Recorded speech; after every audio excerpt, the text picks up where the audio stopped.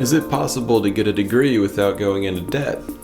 Of course. Why would I make a video called How to Get a Debt-Free Degree if it wasn't? I'm sure you already knew that, but you're just looking for the how. Okay, so it is possible for you or your kids to get a debt-free degree. Let's talk about it.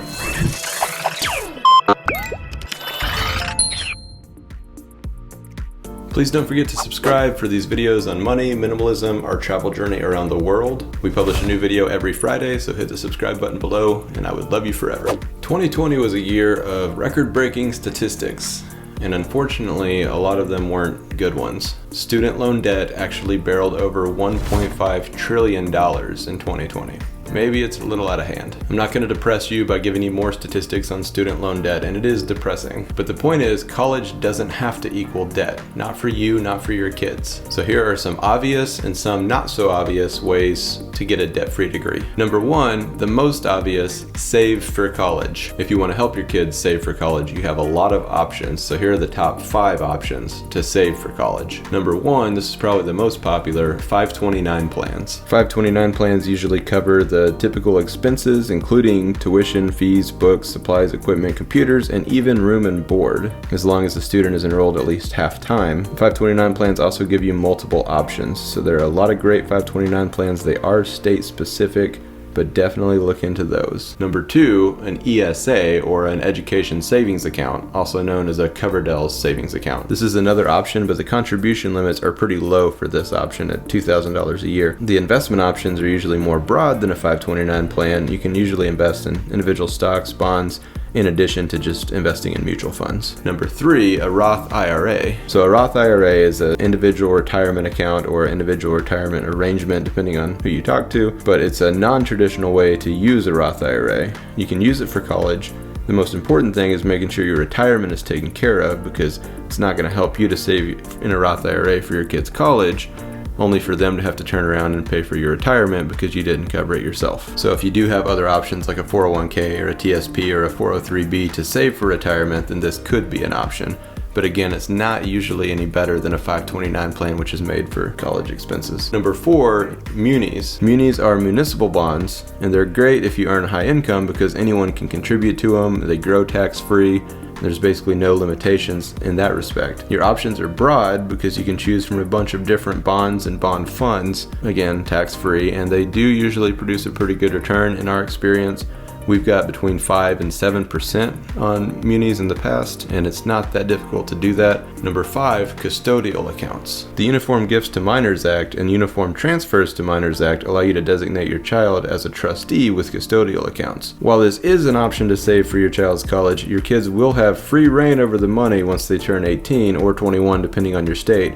So if you want more control over how the money that you've saved is spent, this may not be the most appealing way to go. If you're familiar with the story of the prodigal son, you could probably see why custodial accounts may not always be the best option. So those aren't your only options, but those are options that are mostly directed for college savings, and they're definitely the most popular options. Other than just saving for college, there are 4 other ways to get a debt-free degree. So number 2 is apply for scholarships. Regardless of whether your kids help pay for their own college or pay their own way or they don't pay anything, they can at least do their part in applying for scholarships. And this can be a full-time job if they set a goal to apply for at least as much as 1 or 2 a day. Some people have done to even 1 or 2 a week, whatever they set their goal for.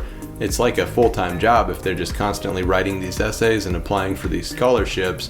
And if they're really trying, then chances are they are going to get some scholarships, if not more scholarships than they even need to pay for their tuition. And the best part is you don't have to navigate through scholarships on your own. I wrote a complete guide to scholarships, and I'll put a link to that below so you can get started helping your kids look for the best scholarships. Number 3, and this is a big one, choose a reasonable college. Your kids don't have to cross state lines for school. They just don't. Often out-of-state schools are going to be very expensive, and often a community college is all your kids really need, at least for their basics. But of course, if they are going just for their basics, you want to figure out what college they're going to after community college, make sure all their credits are going to transfer before they get the degree from the associate's degree from the community college. And then some community colleges do offer 4-year degrees. A lot of them are these 4-year accredited degrees. And while degrees are seeming to become less and less important for employers, with people like Elon Musk talking against degrees and different things, they are still really important, but they are becoming less and less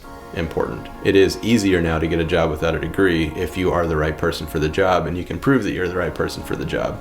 But as it is becoming less and less common for them to care as much about the degree, if they do care about the degree, they really don't care where the degree comes from. Only in very specialized and technical fields like maybe medical fields and science fields does anyone care where your degree comes from.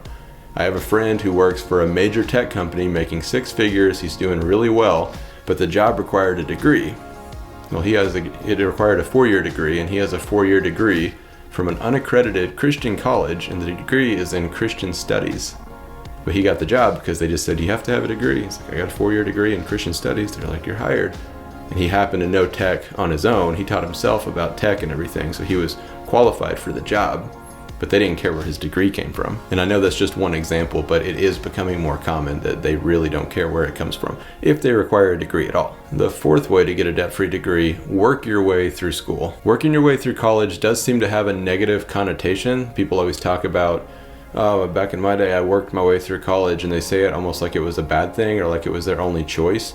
But there are benefits of it other than the fact that you're paying for the school and you're not going into debt. And I've actually come up with 3 quick benefits to paying for your own school and working your way through college. Number 1, it's going to keep your kids out of trouble, because how many stories do you hear of college being the party days and they did more drinking than they did studying and they don't show up to class all the time?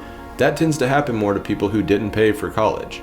If they worked hard to get those scholarships, or if they're working their way through school, they're going to pay attention because they're invested in it in the same way that someone's going to take better care of a car that they paid $1,000 for than they are a $15,000 car that was given to them. People care about things when they have skin in the game. Number 2, it promotes focused studies. Studies do show, which is about studies, so it's funny, but studies do show that kids who work their way through school are more focused in their studies.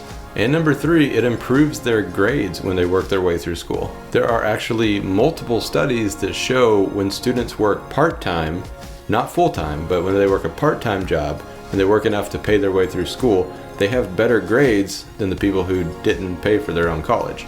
And again, skin in the game, they're invested. So it's important that they're invested so that they'll care enough, which usually leads to better grades. So working their way through school isn't a punishment, it actually is instilling discipline, and it's helping them to learn more about how the real world's gonna be, and it's gonna get them started on the right foot. Now for the 5th and final option, I'm 100% aware that this is not for everybody, but I have to mention it because I feel like it almost always gets left out when people are talking about paying for school.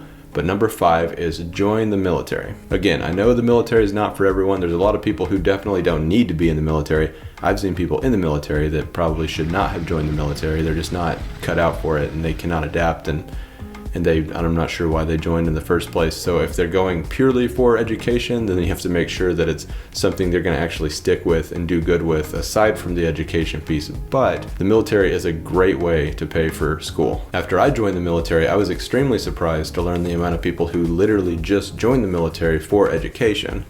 A lot of them end up liking it and doing 20 years, and some of them just do their 4 years, get their education, and get out.